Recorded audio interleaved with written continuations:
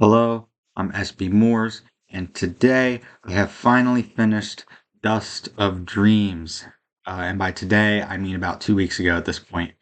Haven't really had the chance to make any videos on it, but I'm finally done it. I'm on to the Crippled God, probably about a quarter of the way through that already. I've been chugging through that with some real gusto, but since I'm finally done Dust of Dreams, I wanted to make a video on some stuff that is in the text, not on the book as a whole. I'll probably do that as my next video whenever I get the chance. But for now, I wanted to make a video on a specific group of characters that really shine in Dust of Dreams compared to every previous book they've been in, which is few. But as you probably would have guessed from the thumbnail, it is, or the title, it is the Kachane Chamal. So I wanted to do an analysis video on the Kachane Chamal because after I finished this book, I made a post to the Malazan Subreddit, and it seemed people really enjoyed it. At least I think, I hope. But I really enjoyed making it, and I really enjoyed talking about the Kachane Chamal. So I wanted to make a video about them, especially since I feel like their arc sort of was completed in Dust of Dreams. I don't suspect too much else is going to happen with them in the Crippled God. So I figured now's a good chance, and if something does change, I'll make another video come the end of the Crippled God regarding them. But this is going to be a little more than just the Kachane Jamal. I'll also talk about the Kachane Naruk, as well as some other things in specific, a conversation that Silchas Ruin has towards the end of Dust of Dreams with Rud Elal, as well as um, some other characters and groups that are present throughout this book, like the Barghast and yeah, no, basically the Barghast.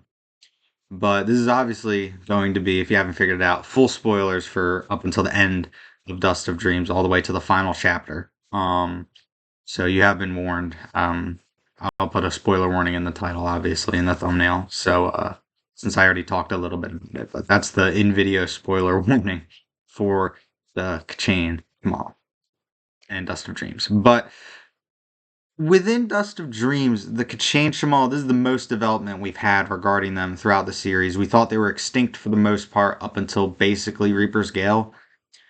We did see them in Memories of Ice, but they were undead, except for, I don't remember if the matron herself was undead. I think she was alive, but the Ka'el hunters that we saw were undead. And we didn't really see any other kinds of Kachane Shamal like we do in Dust of Dreams and Reaper's Gale. And I guess technically you see them in the prologue of Midnight Tides, but it's not really described. We just know there's heaps and mounds of their bodies sitting around. But to give an overview of what I wanted to talk about and my conclusions about the Kachane Shamal before I dive into it, just to give that all-around idea of where this is headed.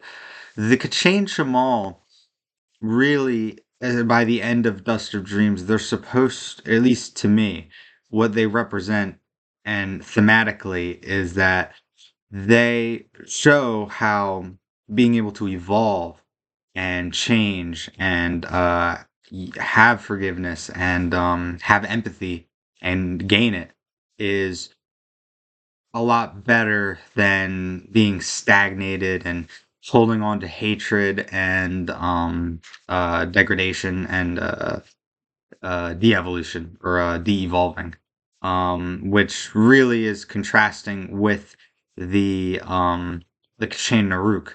And there's more parallels between the Kachane Naruk as well as some other groups, like I said, the Barcast. But before I get into all of that, I want to talk about the predisposition heading into this book regarding the Kachane Shamal. Because there's definitely a predisposition that's been built up throughout the series regarding this specific founding race that is contrasted very, very heavily throughout this book.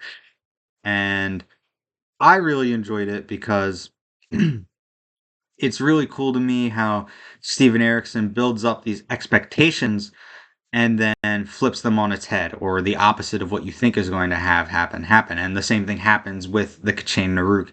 But to start off with this predisposition, obviously, all the way back in Gardens of the Moon, there's no mention of the K'chain Shamal, really. No information. We don't see any of them. All that's I really remember about them is that they appear in the glossary as one of the extinct founding races, along with the Talon Imass or the Imass, the Jaghut, and the Forkroll Assail. And the Forkroll Assail are definitely a mythical race. But then we move on and we get to Memories of Ice, and then we finally get our first look at what they look like, because they definitely don't look like any of the other founding races. Not that any of them really look alike, but they're all humanoids except for these ones. And this first look that we get of them does not paint them in a good light. And you'll notice that they're really not painted in a very good light throughout the entire series, with some comments by certain characters and things that we find out, whether that be true information, false information, or incomplete information. Um, but the first look that we get with them when we finally see what they're like is they're essentially like raptor-like dinosaurs and then the ones we see are the Ka'el hunters, so they have swords for hands, huge blades, kind of like cutlasses. And immediately, when you think of an intelligent race and part of their biology is that they don't even have arms, they just have swords attached to stubs, you probably don't get the idea that they're a very friendly people. I certainly didn't, especially since the ones that we see in in Memories of Ice are undead. So there's two connotations that immediately come with that. The swords for hands, I immediately think, oh wow, these are probably a warlike people. They're probably always fighting. If they have such a need that they've evolved to have swords for hands. To be fair, that's just the Ka'el hunters, but at that point, that's all we see. And then they're also undead. And this brings connotations with sort of the pop culture idea of the undead and the horror elements of being undead that aren't really stigmatized further and reinforced in the Malazan Book of the Fallen, per se. I wouldn't say that in the series the undead are treated like, oh, things that are undead are evil. I mean, there's the Talana Mass, and they're a very tragic race throughout this series. But that doesn't change the fact that for the most part, when you think about undead things, you're probably thinking zombies, you're probably thinking vampires, liches, ghouls, necromancers, things that generally have negative connotations with them, be it horror, like with Halloween per se, or going back to the AD&D and GURPS roots of this series, a popular monster to fight as an evil overlord or villain are undead liches or necromancers. And, you fight skeletons, undead people. There's all sorts of um, examples of this that you can find throughout different works and mediums that the undead are generally a very unsavory group of things that exist. So immediately, they're not really painted in that good of a light, being undead. And this is the first time we really see them, so, first impressions are important. And this first impression definitely isn't too good on them, especially since they're working for the Panyan Domin, who are the, main antagonists of this specific book. And I don't think anyone's arguing that the Panya Domin is misunderstood or that they're not actually evil. I mean, the Tenaskauri, um, and then further, Talk the Younger and what happens to him throughout this book.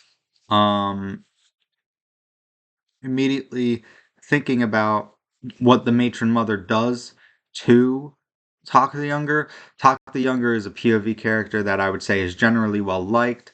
Not saying that everybody likes him, but even if you don't, he's a POV character that appears quite often in the book. We follow him. You're going to have at least a little bit of attachment to him. And I don't think anybody particularly dislikes him, like think he's a bad person. Maybe there are people who could think that. You definitely could. But I feel like if for people who don't like him, it's probably more going to be boredom with him. I personally love Hawk the Younger throughout this book and throughout the entire series. To Dust of Dreams, a very tragic character, very interesting character. Um, But seeing what the matron does to him, you're probably immediately going to think, wow, the Change Small probably aren't that good of a race if they're one, a hive mind, two, undead, three, working for the Panyan Domin, and four, the matrons who are the head of the hive mind who make all the decisions have the capacity to just go straight up insane and then do such terrible things to talk as what she ends up doing to him.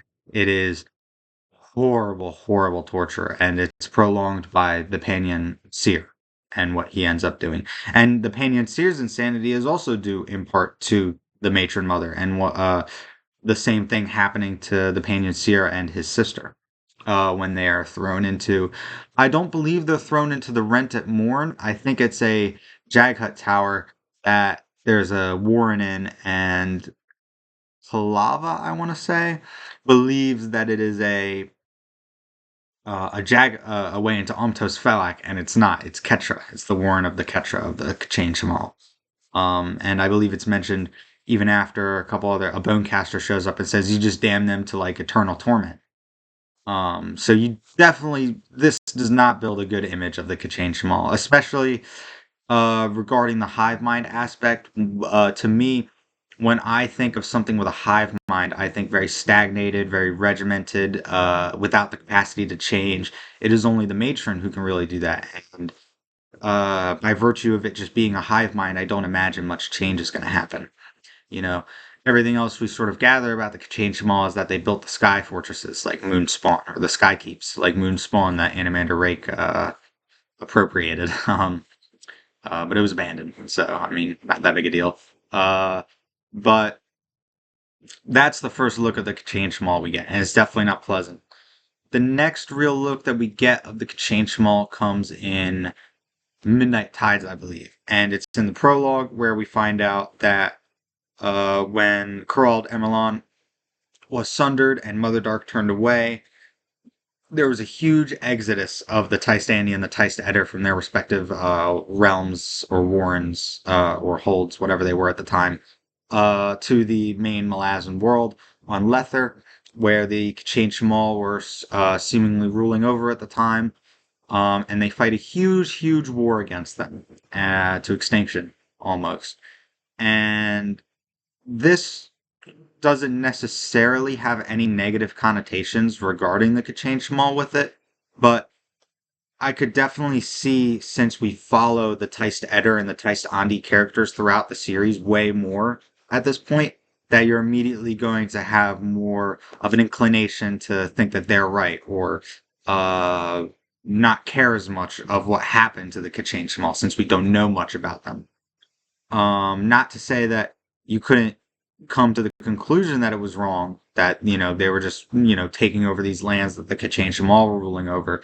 But since we don't get any POVs of them, I could definitely see people just sort of brushing that aside. Like, it's just something that happened in ancient times. And, the real interest of that prologue is the betrayal of Scamandari Bloodeye to Silchas Ruin, as well as some other things that happen.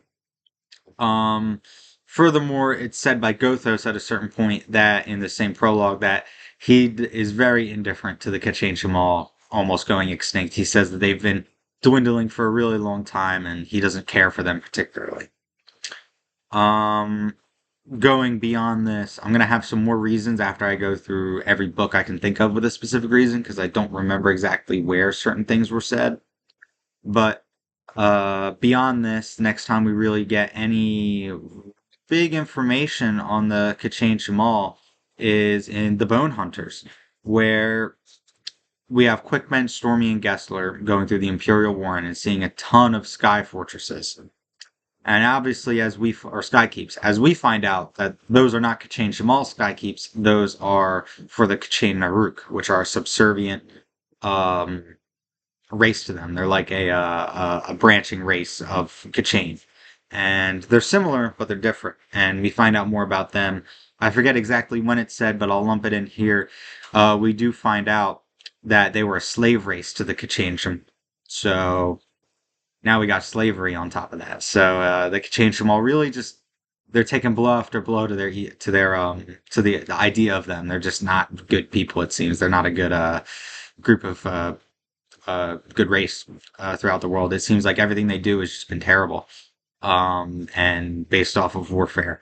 Um, but going further in this book, there is the Jaghut sorceress or huntress, Genath or Genag, I forget which, or Genag.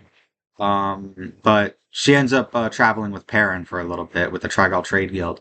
Even takes them into Umtos Felak for a second. But there's a point where they find or it's mentioned that she froze a Skykeep, and the ritual started to melt. Obviously, we see Akarium and Mappo go there, and at first I couldn't remember. I thought they were attacked by some Kachane Naruk, but looking back on it, I'm pretty sure that it was Dejim Nebral who attacked them, the Toroverall of the First Empire, that was freed in the prologue of that book by the Nameless Ones. But later on, Ganath or Ganag, the Jaghut, ends up going to see what happened to her ritual, and she's ambushed and literally torn to shreds by the Kachane Naruk. She doesn't know that they're Kachane Naruk at first. But they attack her, and they're very literally killing her, ripping her body to shreds, eviscerating her almost. And one of her last thoughts is, thank the gods that it's not the long tails. The short tails are less violent. They're not as bad. Thank God it's them. And immediately you have to think these things are literally tearing her to shreds, killing her, and she would rather them than the Kachane Shamal have come back. The long tails. The long tails are the Kachane Shamal, the short tails are the Naruk. And she's thinking, oh my gosh, I'm so glad it's not the long tails. So immediately you got to think, if this is what the Kachane Naruk are doing to her unprovoked, and they're still better than the Kachane Shamal, what possibly could the Kachane Shamal be like, or have been like, when they weren't extinct? So that definitely doesn't paint a good picture. Going beyond this, we get Reaper's Gale, and we finally get to see two living, not undead Kachane Shamal on a different continent in Lether with Red Mask, and one of them's a El Hunter, and the other is just a Kachane Shamal, one daughter Gunthmach, or Gunthmatch. But they're just very brutal throughout this book. We don't know why they're there, and I also feel it really pounds in some imagery just by the fact that they're dinosaur reptiles. And that is kind of the killer, very efficient killer connotations that you get with large reptiles like that. When I think large dinosaurs with teeth that weren't herbivores, I think killing machines. I think Tyrannosaurus Rex. I think raptors. I think a brutal killing machine, dagger long fangs, and beyond this, they're reptiles. They're cold-blooded animals, cold-blooded killer. You know, I think of crocodiles, and crocodiles are, they're violent creatures. I mean, they're apex predators that absolutely destroy their prey. I mean, they rip them to shreds, and they do, what was it called, the death roll. So all that imagery and all those aspects come together in the Kachane Shamal, and you just think brutal race, cold reptilian eyes, cold reptilian race, probably very uncaring and unfeeling. And they're a hive mind, so you got that going for them as well. All of this really comes together in Reaper's Gale to paint a very bad picture, especially with how brutal they dispatch people, and you have no clue why they're even with Red Mask, what they're doing. I remember back when I was reading Reaper's Gale, I thought that it was something to do with Red Mask had somehow become a matron of the Kachane Shamal in some very, very, very strange roundabout way. And he was now using them, and he was just taking troops there.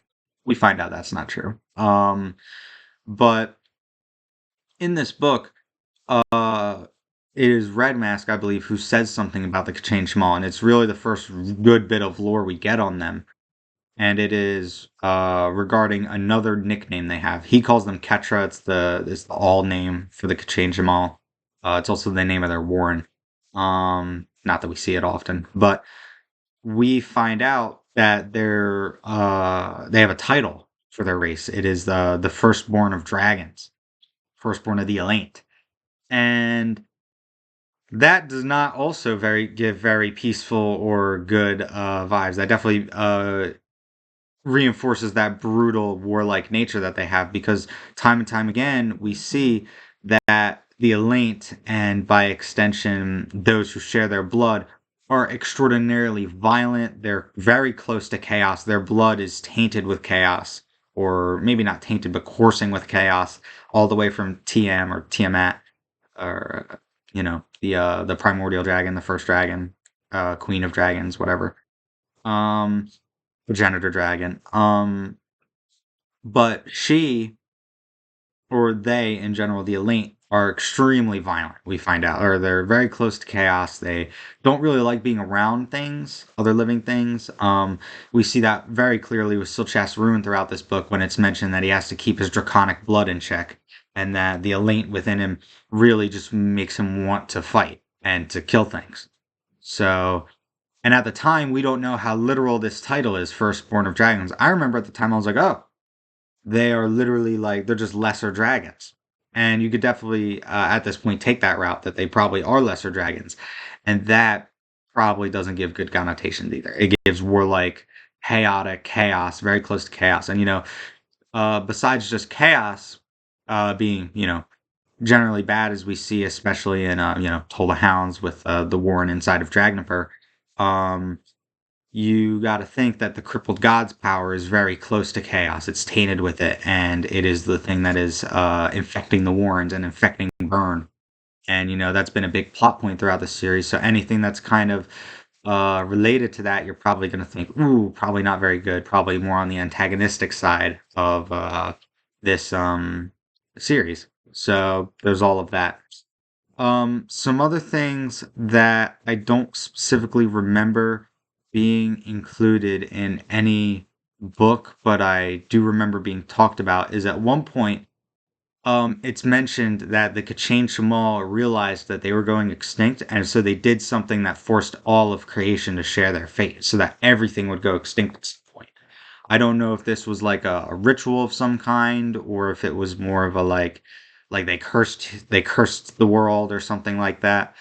Kind of like how Calor did with the three elder gods and the three elder gods to him in turn. I don't know if it was something like that. I don't know if it was something magical they did to the world, or if it was a scientific thing, because we know they're very scientifically advanced with their sky keeps and whatnot. I don't know if it was anything like that, or if it was they did something that maybe life was immortal before they came, or races didn't go extinct and then they came along and suddenly they started going extinct. I seriously doubt that. I don't feel like that's something Steven Erikson would do, where it's like, oh, everything was immortal or races never went extinct before that. I mean, look at just you just gotta look at all of those forgotten gods in Male's realm to come to that conclusion. A lot of them were very alien, and we don't really know where they came from. So there's that. As well as a quote by somebody, I forget who it was, but it was said in one of the books that the K'chain Shamal um were the that what the Jaghut tyrants did to the Imass that made them into the Talon Imass, the Chain Shamal did to the Jaghut. So the Jaghut tyrants are very brutal. We know Raced. We get a little bit in Toll the Hounds where we see a Talon Imass who actually talks about his time under Raced's rule, and he says that he tried to invent something new, and Raced broke both of his legs and threw him into a pit to die. And he's very lucky that he was caught in the ritual of Talon. Um, really brutal. I mean, that is just insane that Race did that. And we know that the Jaghut tyrants are extraordinarily bad. Not that all Jaghut are, obviously. That's a big running theme with the Talon Imass, and they actually relate to the Naruk as well, um, and the Barghast. But we get that information about them. So it's just slavery on top of slavery, on top of brutality, on top of negative connotations, on top of just more war. And Ren Mask's death at the end of Reaper's Gale was indiscriminate, and we don't understand it, and it's brutal and sudden. And we don't understand why, and it kind of just boggles your mind. It's like, why did they do that? Why did they come all this way to help him if they were just gonna, slice and dice him at the end when he was losing the war? Um, and then they thump away into the wastelands. So, you know, all of those things really come together to paint a very pretty picture with a bow on top of the Kachin Shamal. They seem like a very friendly, very kind race. But that's what you're coming into Dust of Dreams with, in regards to the Kachain Shamal. And then immediately we finally start getting more information in the prologue. In the prologue, you go to east of the Elan Plains, in the wastelands, and we go to Ampalas Rooted.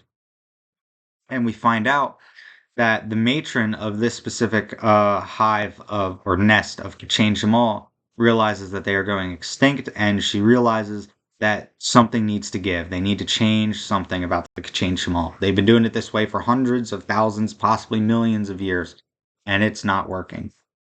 And so she decides to adopt some of the things that humans do because humans are the dominant race in the Malazan world at this point. And so she gets her own destriant, being Kalith, and then she sends her out to go find a mortal sword and a shield anvil with Gunthmak and Sagchura, one daughter Gunth. And it's mentioned all the way back then that this might be the beginnings of the insanity of the Kachain Shamal matron mother. That possibly she's already on the brink of going straight up insane, which is what happened to the matron that tortured Tak the Younger. So we already know what that results in, so it's definitely not good.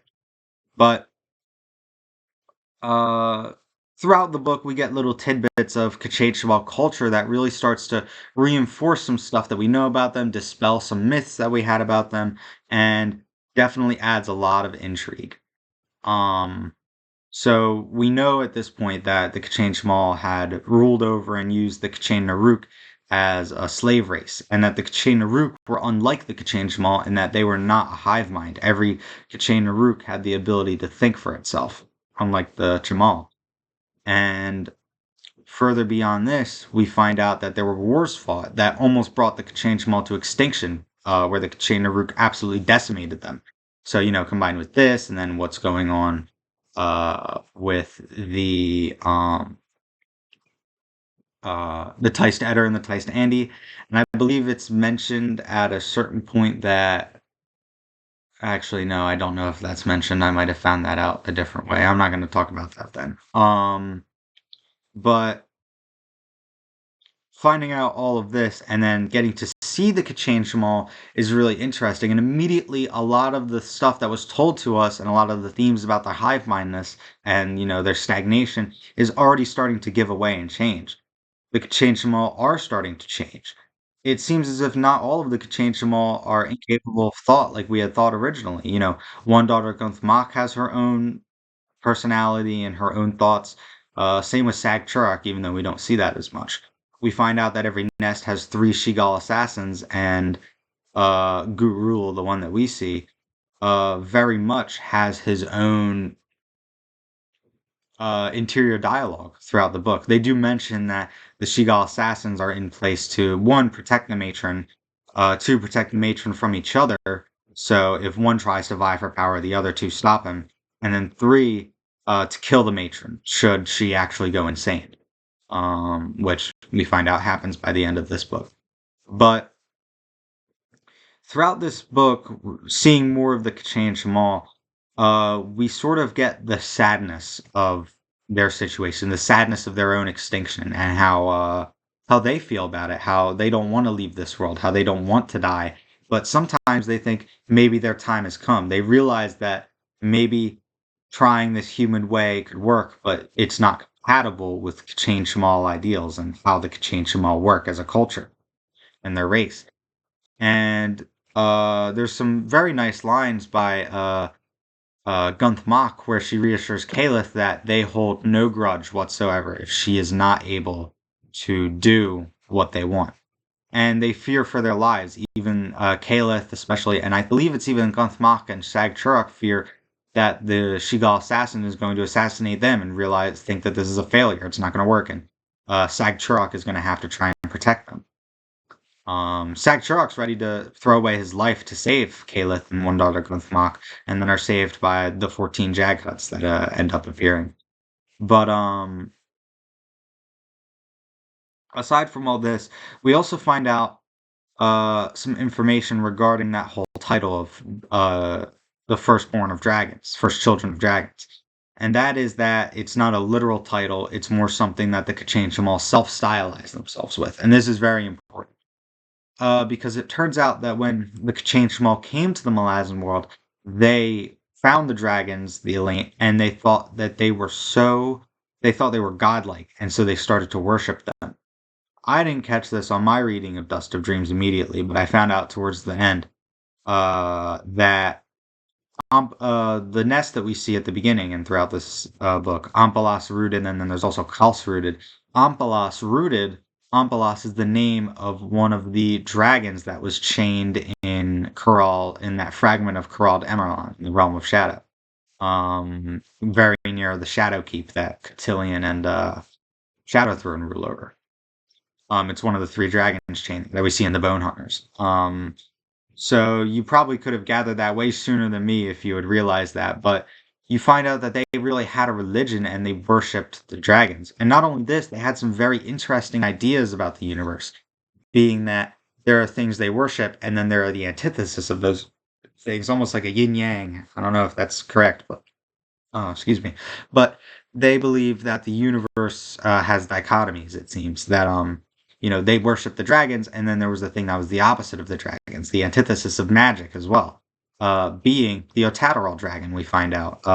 They even find the site of a ruined or a battleground with some dead dragon skulls in it, and one of them is punched in with a claw still left over from the Otateral dragon.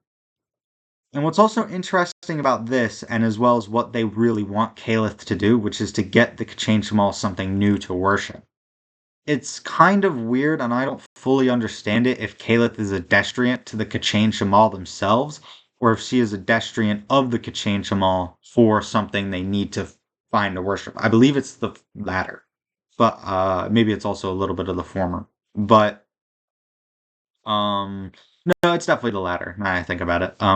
That she's like an honorary K'chain Shemal. She can commune with them and everything, communicate. But it's really interesting throughout this book because it flips everything we know about the K'chain Shemal on its head. It's like we thought they were this hive mind that was really stagnated, that did the same thing over and over and over again.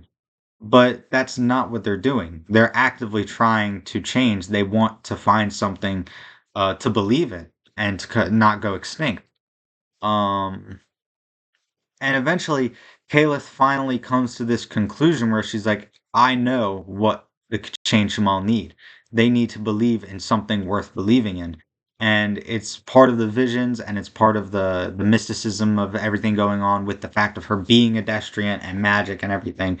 But she says that somewhere to the west, there is a group of people, and that is who they will pledge themselves to.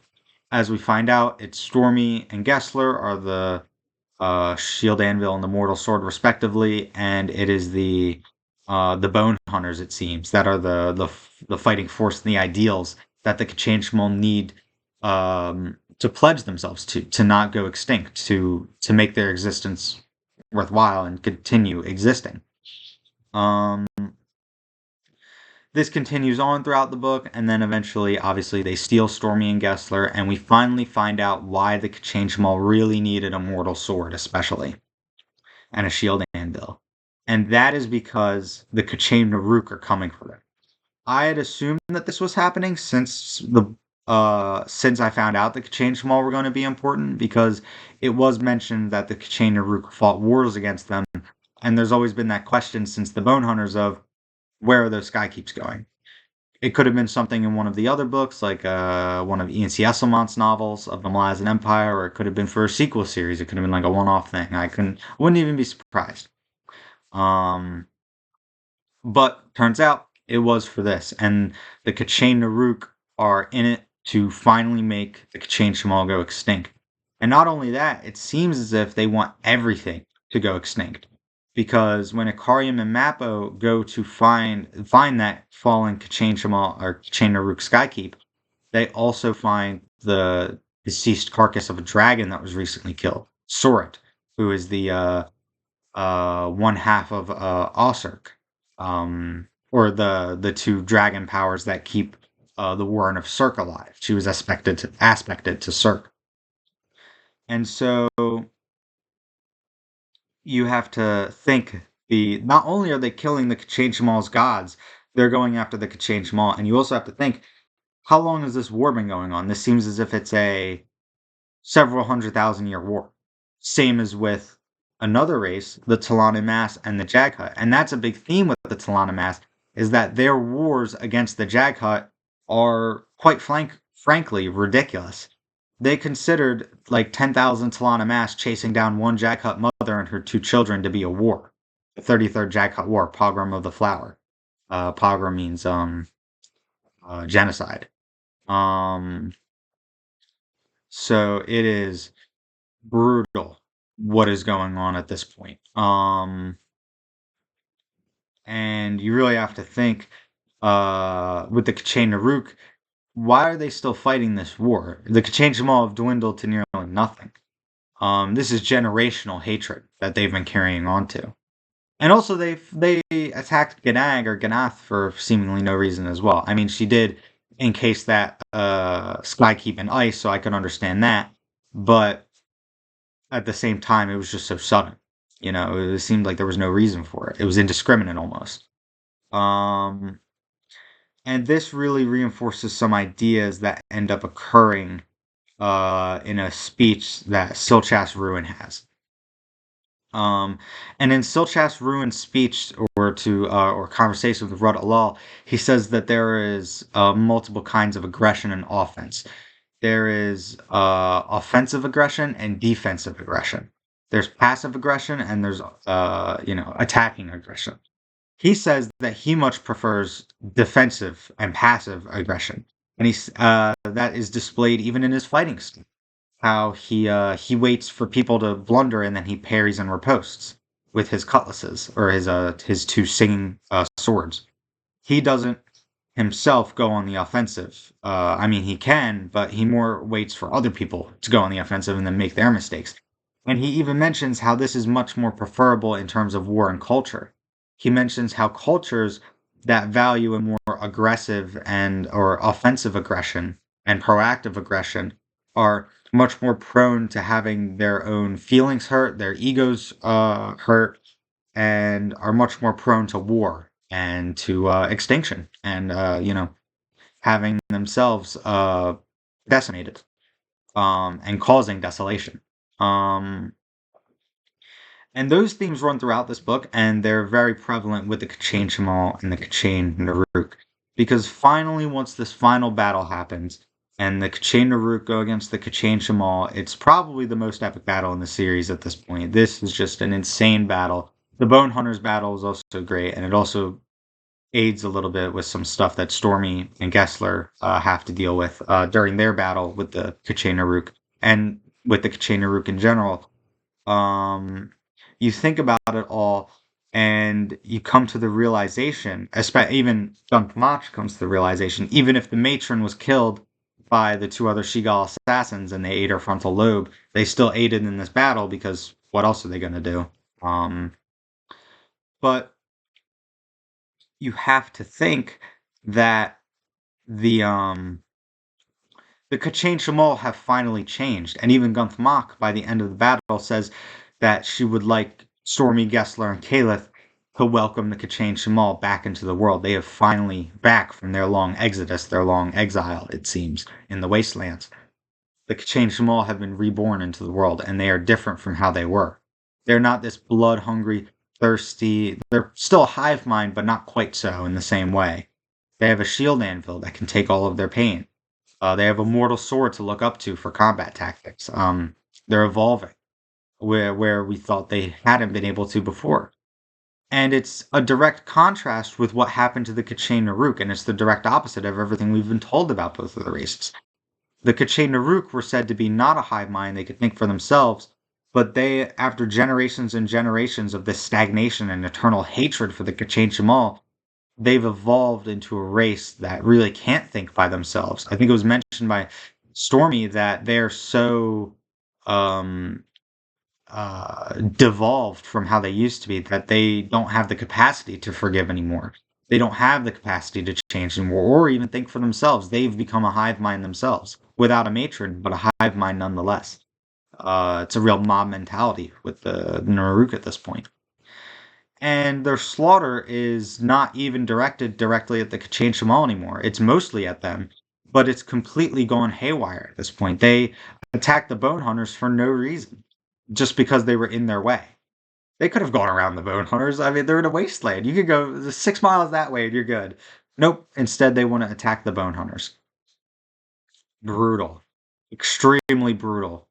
And it's very interesting, and it really plays into those themes that the Change Jamal were able to evolve. They were able to go past what they had been and become something different, become something new, become, oddly enough, something more human.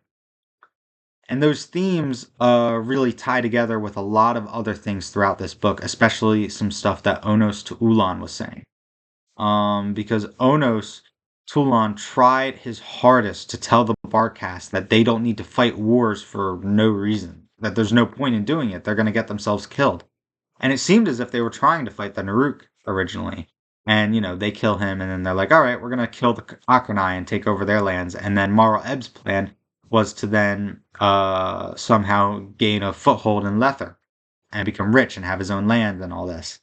Uh, and it's that offensive culture that Silchas Ruin was talking about. Same with the K'chain Naruk. Whereas you have that passive defensive offense that the K'chain Shmal and Onos Toulon were preaching. And as we come to find out, Silchas Ruin's words ring as true as his blades do. Because the Barghast go extinct for their own hubris in wanting to just fight indiscriminate wars and wage war and slaughter and battle for no reason. And I must say, a little side tangent, one of my favorite scenes in this book is the new Senin war chief. I think his name starts with an S. It is, uh, his name is, I can't even find his name in here. He should be near Strahl. When War Leader Strahl ends up leading the Barghast, he turns to them during this final battle against the Akonai, and he raises his blades, his sword with his scabbard, and he says, "Not this enemy, not this war," and he slams it closed. And everybody agrees with him, and they finally leave. And that was one of the best moments in the book.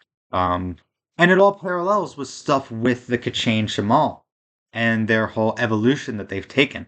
They've realized that they don't need to wage these wars. They've realized they needed to change, and they finally did, as well as the Senin.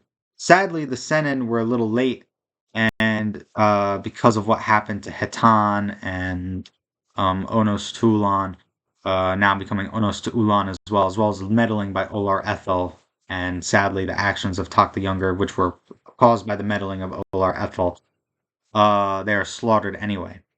And it also goes back to this whole idea with Silchas Ruin's words. And it all thematically links together with the K'chain Shamal and the K'chain Naruk.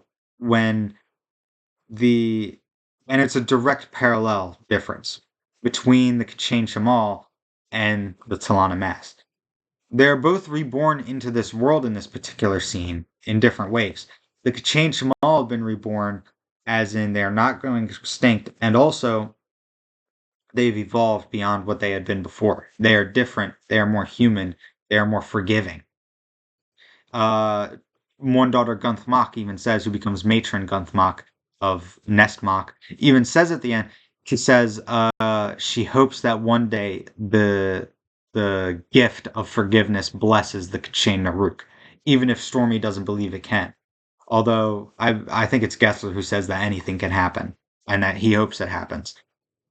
And it shows that that is the ultimate example of the K'chain Naruk's evolution, or the K'chain Shamal's evolution, and the direct opposite of what happened with the K'chain Shamal and with the Barghast and with the Talana Imass, sadly, is that in the face of this enemy who wanted to make her species go extinct, she thinks to herself that she hopes something good happens to them, that they can move past the hatred that they've been carrying for generations. And it's the direct opposite of the rebirth that happens with the Talana Imass. And it's extraordinarily sad, and it's hard because you can almost it's hard to say that Onos Toulon's rage is unjustified because it was very, very bad what happened to him. And I mean, what happened to Hetan was ridiculous. But the real tragedy of it is Strahl begging that he spares the children and Onos Toulon refusing to. And I don't know, Nam Kala, I believe, is the one who thinks this. She thinks the Imass are reborn into this world as they have always been, as the slayers of children. And it's really the exact opposite of what happened to the Kachain Shamal. I really, really enjoy how the Kachain Shamal have all these parallels with all these other plot lines, and how it really is all an encapsulation of those words spoken by Silchas Ruin about his views on offensive aggression and defensive passive aggression. And I believe it all came together to make the Kachain Shamal one of the most interesting plot lines throughout this book. I mean, it was really just a complete joy every chapter reading about the Kachain Shamal that they were in. And I mean, disregarding all of this thematically and intrigue regarding the Kachain Shamal with the plot of this book, they are generally just really cool. I mean, they're dinosaurs with swords for arms, some of them. They're dinosaurs in general. They're brutal. I mean, I think it's mentioned that Gunthmak, back in Reaper's Gale, rips a dude's torso off with her jaws, and that was intense and really cool. And the whole idea of the Kachain Shamal. I mean, dinosaurs with magic and with technology, and that final battle was probably the most cinematic in the entire series up until that point. I mean, Yigatan was dope, but I mean, that was on a whole nother level. I mean, especially with Akarium showing up, that was just cool. There's also Sulkit, the drone that was in the Kalsrooted that Akarium was in, that helped create his throne, that helped with all this. And that was interesting in its own right, especially how it seems that specific Chain Shamal is going to be making its own nest. And hopefully that one is evolved just as the Chain Shamal of Gunthmak, of Matron Gunthmak are. But those were just some of my thoughts about the Chain Shamal, my little analysis and discussion on them. Like I said, I think they were one of the most interesting characters and plot lines throughout this book. I'm so glad that they actually had a big part in the Malazan Book of the Fallen. I know that they were very briefly in um, Memories of Ice, and they're important to the backstory of the Teistetter and the Teistandi and several other characters' backstories, but having them actually be alive and being, oddly enough, very human characters was just really, really interesting. I'm also interested in the way that they communicate, how they communicate with pheromones, with oils that glisten and make specific smells that give you an idea of what they're thinking. Is really cool. And then they also have the telepathy that ends up happening when you imbibe this. I don't know if it was supposed to be telepathy or if it was supposed to be that's how nuanced the smell is, or if you could just get a general idea of what they're thinking. I'm assuming it's telepathy combined with those other things, but it all came together to make the Chain Shamal one of the most interesting races in the Malazan Book of the Fallen series. And throughout Dust of Dreams, they were just gosh darn amazing. This was a fantastic book, and I'm so happy I finished it, and I'm on to the Crippled God. Um, but that is my little discussion and analysis on the Kachain Shamal and related things like Silchas Ruin, the Naruk, Barghast, Imass. There's a lot of parallels in this series, and I think that's one of the joys of it. But I hope that you enjoyed the video, and I hope that you got something out of this, or just enjoyed, or it made you think about the Kachain Shamal a little more, because I definitely did by the end of this book, and it was so incredibly good. I am going to link the post to the Malazan subreddit that I made in the comment section, or not the comment section, the description of the video, because I was really proud of that post, and it's a lot shorter than this video to read. And there's a lot of interesting ideas that people had in the comments if you ever want to check something like that out. But I hope that you enjoyed the video, and I hope that you have a good day.